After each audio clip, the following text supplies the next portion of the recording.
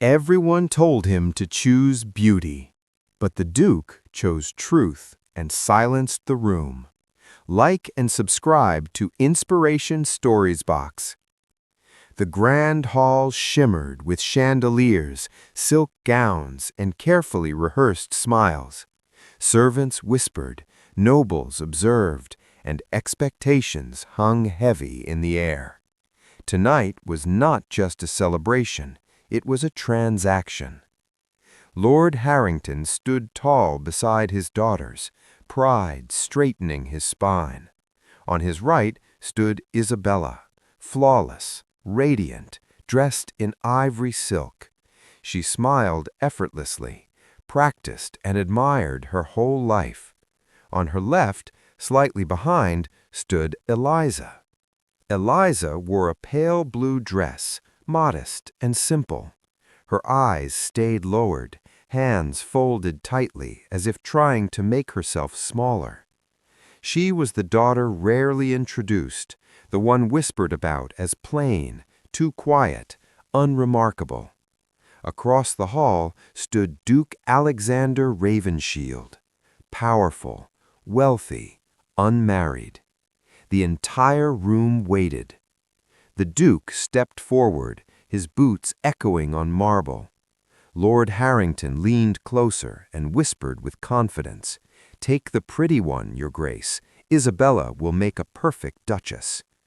Isabella lifted her chin, already imagining the crown-like tiara, the estate, the admiration. Eliza felt her heart sink, not in surprise, but in resignation.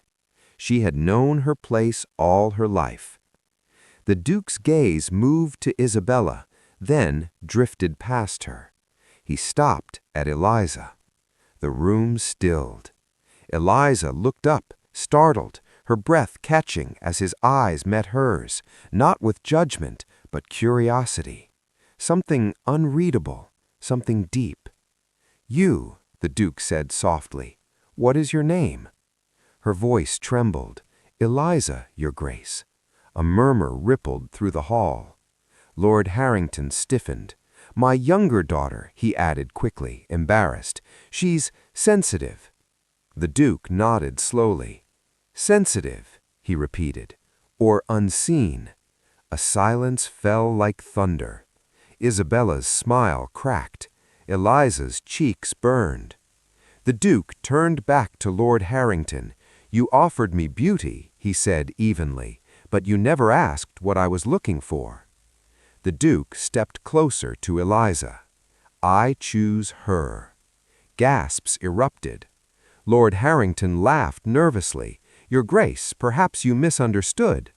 "I did not," the Duke replied calmly. "I choose the daughter who hasn't been taught to perform, but to endure."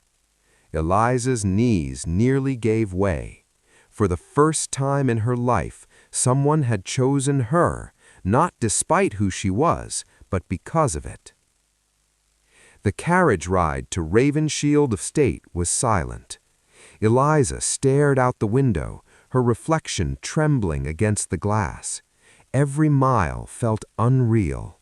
She was leaving the house where she had always been second, to live in a world that felt far too large for her. The Duke noticed. "You're afraid," he said gently. "Yes," she admitted. "I don't know why you chose me." He smiled faintly. "Because I recognized myself in you."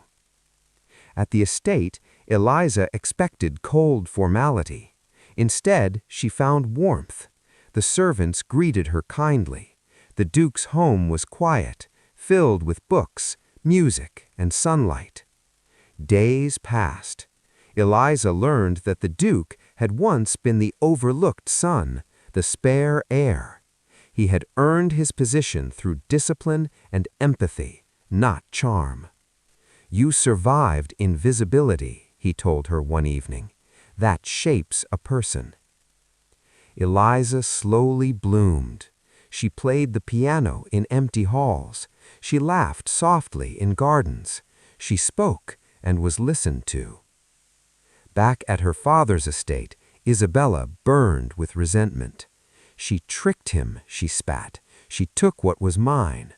But the truth was unavoidable. The Duke had chosen depth over display. Months later, at a royal gathering, Eliza entered the hall beside the Duke, confident, graceful, radiant in her own way. Whispers followed her. "Is that the rejected sister? She's different. She's beautiful." Lord Harrington watched from afar, regret heavy in his chest. He approached Eliza later, voice low. "You've done well." Eliza met his eyes calmly. "I always could have. I just needed someone to see me." The Duke placed his hand over hers. That night, as they stood beneath the stars, Eliza finally understood. She was never unworthy. She was simply waiting to be chosen by someone who could truly see. If this story moved your heart, like and subscribe to Inspiration Stories Box.